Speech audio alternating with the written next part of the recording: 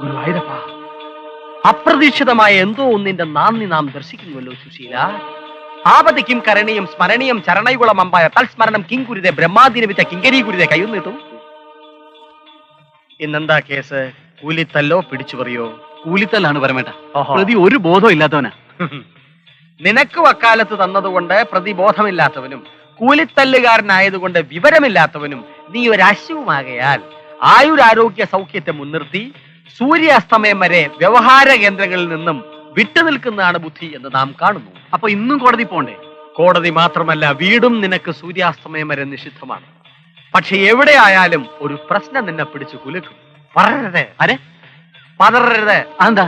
അതിന്റെ അന്ത്യം ഒരു വൻ നേട്ടത്തിലേക്കായിരിക്കും നിന്നെ നയിക്കുന്ന സുശീല.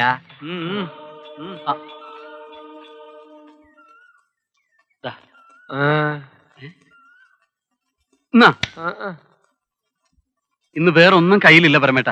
അടുത്ത കേസിന് ഞാൻ ഇതിന്റെയും കൂടെ ചേർത്ത് തരാം. മധുപാന കേന്ദ്രത്തിലും വ്യഭിചാര സെന്ററിലും കടം പറഞ്ഞാലും പ്രവാചക സമക്ഷത്തിൽ കടം പറയുന്നത് മഹാപാപമാണ് സുശീല. ഗതികേട് കൊണ്ട് ഇന്നൊരു ദിവസം പ്രവാചക സമക്ഷത്തിൽ കടം പറയേണ്ടി വന്ന ഈ മഹാപാപിയോട് പൊറുക്ക് പരമേട്ട. പോയി അടുത്ത കേസുമായി വാ. ഓക്കെ.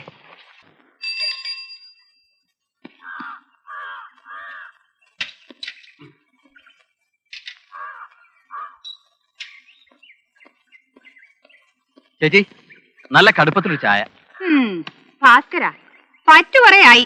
ഇവിടെയും ചെലവുകളൊക്കെ ഉള്ളതാ. ഇങ്ങനെ വെച്ച് നീട്ടിക്കൊണ്ട് പോയാലേ ശരിയാകുകയല്ല.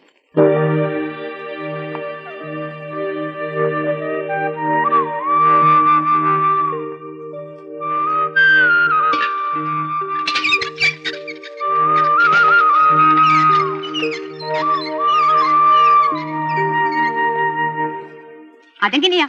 ആദ്യമൊക്കെ പറ്റിയിട്ടാനായിട്ട് എന്റെ പുറകെ നടക്കും. എന്റെ മനസ്സലിഞ്ഞ് ഒന്ന് പറ്റു കൊടുത്താലോ, ഞാൻ പിന്നെ ഇവന്മാരെയൊക്കെ പുറകെ നടക്കണം. ഒന്ന് കേറി പൊടിയാത്ത. ആ കൊളക്കാട്ട് പറമ്പിലെ വേലുപ്പിള്ളയ്ക്കും നേത്തിയാര് പറമ്പിലെ ഭാർഗവനും ഒക്കെ ഇത് തന്നെയല്ലേ പണി? ചോദിക്കണോണ്ട് ഒന്നും തോന്നരുത്.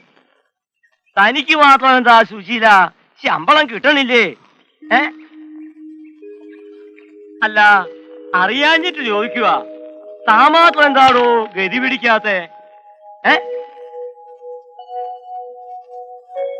ചേച്ചി, താക്കോലിങ്ങന്ന്. സുശീലിന്റെ കൂട്ടുകാരൻ ഒരുത്തം വന്ന് മേടിച്ചോണ്ട് പോയി. അതാരാ? പേര് വല്ലതും പറഞ്ഞു? പേരൊന്നും പറഞ്ഞില്ല. മുമ്പ് നിങ്ങളുടെ കൂടെ പല പ്രാവശ്യം വന്നിട്ടുള്ളതാ. അതുകൊണ്ടാ ഞാൻ കൊടുത്തത്. അല്ല സുശീല, കുറച്ച് കാശ് വല്ലതും കിട്ടിയാൽ കൊള്ളായിരുന്നു. ഇവിടെയും ബുദ്ധിമുട്ടാ. ഞാൻ തരാൻ ചേച്ചി. വക്കീൽ സാറേ, വക്കീൽ സാറേ.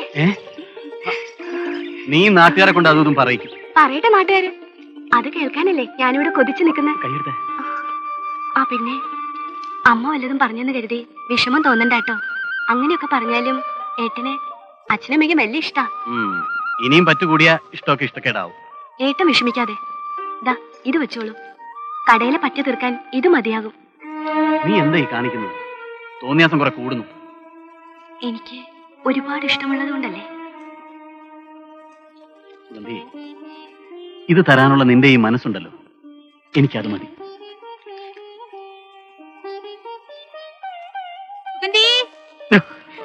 അമ്മ വിളിക്കുന്നു, ചെല്ലേ.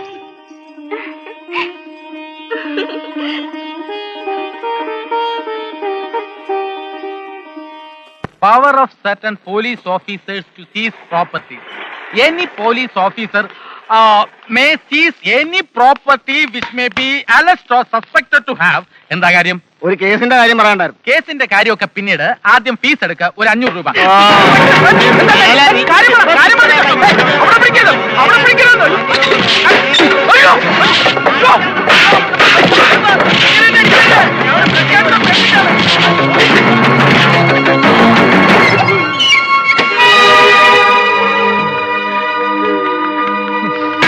വണ്ടിയിൽ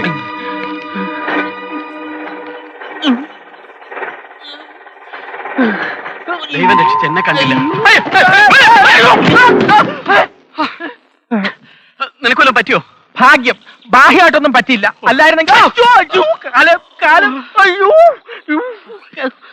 ഓട്. ഈ കാലം വെച്ചോണ്ട് ഇനി ഓടാനോ? ആ. ഛോ.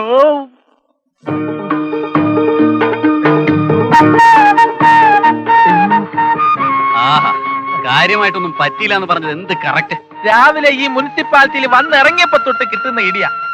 എന്നാലും ഒരു പരിചയവുമില്ലാത്ത ആൾക്കാർ വന്ന് തന്നെ ഇത്രയും ഇടി ഇടിച്ച എന്തിനാണെന്ന് ഒരു പിടിയും അത് കിട്ടുന്നത്.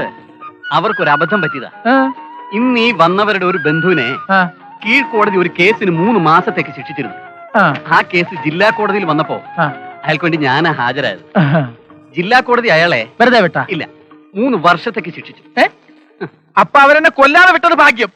നിനക്ക് വാ തുറന്ന് പറഞ്ഞുകൂടായിരുന്നു അവർക്ക് ആള് മാറിപ്പോയതാന്ന്? ഞാൻ പറയാനായിട്ട് നാക്കെടുത്തത് മൂക്കടച്ച് അവരിടി. അല്ല, അവരെ കുറ്റം പറഞ്ഞിട്ടും കാര്യമില്ല. കേസ് തോറ്റതിന് അവരെന്നെ കാണാൻ ഇവിടെ വരുമ്പോ നീ കസേര കയറി ഞെളിഞ്ഞിരുന്ന് നിയമപുസ്തകം വായിച്ചോണ്ടിരുന്നാ പിന്നെ ഞാനാണെങ്കിലും ഇടിച്ചു പോകും. അതെന്താടേ വക്കീൽ ഫീസായിട്ട് ഇവിടെ തരുന്ന ഇടിയും തൊഴിയാണോ? കാശായിട്ട് തരാൻ പറയടേ.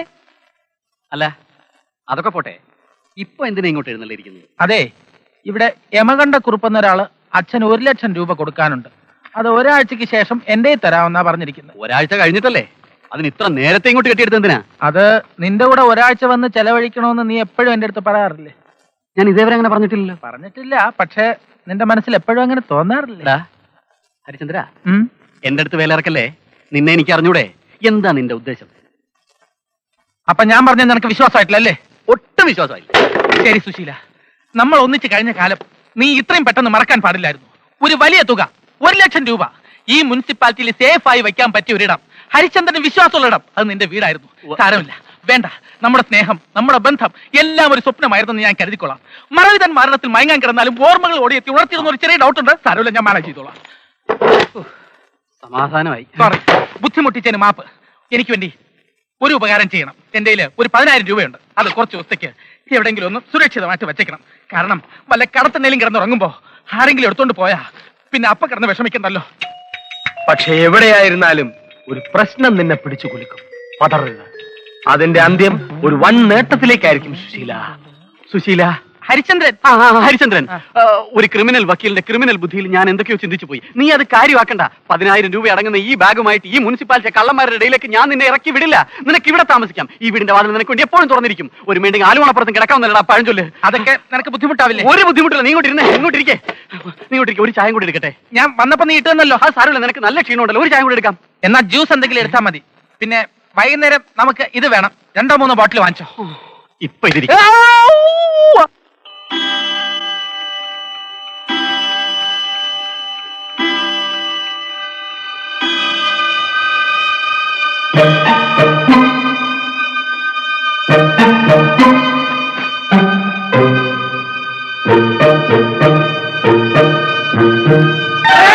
സുശീല, എന്താ? എന്തു പറ്റി? എന്താ പ്രശ്നം? ഒന്നുമില്ല. സത്യം പറ, നീ എന്നിൽ നിന്ന് എന്തോ ഒളിച്ചു വെക്കുന്നുണ്ട്. എന്റെ കൊലക്കേസിന്റെ വിധി പറയുന്ന ദിവസമാണ് നാളെ. നീ ആരെ കൊന്നു? ഞാൻ ആരെയും കൊന്നില്ല. പിന്നെ ഞാൻ വാദിച്ച കേസിന്റെ വിധിയാ നാളെ. നിനക്ക് നിസാരം. എടാ, വിധി പറയുന്നതിന്റെ തലേ ദിവസം ഇരുമ്പഴികളിൽ പിടിച്ച് അന്ധകാരത്തിലേക്ക് നോക്കിക്കൊണ്ട് നിൽക്കുന്ന ഒരു പ്രതിയുടെ നെഞ്ചിടിപ്പും അരമതിൽ വന്നിരുന്ന് സിഗരറ്റ് വലിക്കുന്ന ഒരു അഡ്വക്കേറ്റിന്റെ ഹൃദയത്തുടിപ്പും നിനക്ക് പറഞ്ഞാൽ മനസ്സിലാവില്ല. അനുകൂലമായ ജഡ്ജ്മെന്റ് കേൾക്കുമ്പോ ഒരു അഡ്വക്കേറ്റിനുണ്ടാകുന്ന ആത്മപ്രഹർഷം. എന്തോന്ന്? ഒരുതരം സന്തോഷം. 1 ലക്ഷം രൂപ പ്രതിഫലം വാങ്ങുന്നതിനേക്കാളും മഹത്തരമാണടാ അത്. കൃഷ്ണയ്യരും മള്ളൂരും ഒക്കെ. മള്ളൂരോ? അതൊരു കവിയല്ലേ? അത് ഉള്ളൂര്. ഓ, അങ്ങനെ പേരും മാറ്റിയോ? ഉണ്ടായിരിക്കടാ. ഇവരൊക്കെ തങ്ങളുടെ വാക്ചാതുരി കൊണ്ട് പ്രകമ്പനം കൊള്ളിച്ച കോടതി മുറിക്കുള്ളിൽ ദിവസങ്ങളായി മുഴങ്ങി കേട്ടുകൊണ്ടിരുന്ന അഡ്വക്കേറ്റ് സുശീലന്റെ വാദമുഖങ്ങൾക്ക് നാളെ തിരശീല വീഴുകയാണടാ. നാളെ ജഡ്ജിയുടെ വായിൽ നിന്നും ആ ശബ്ദം മുഴങ്ങും.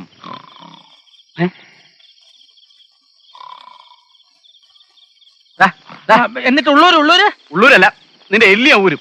എന്നിട്ട് പോയി കിടന്ന് ഉറങ്ങടാ. അതേ കേട്ടുള്ളെങ്കിലും നിന്റെ കഥ കൊള്ളാം.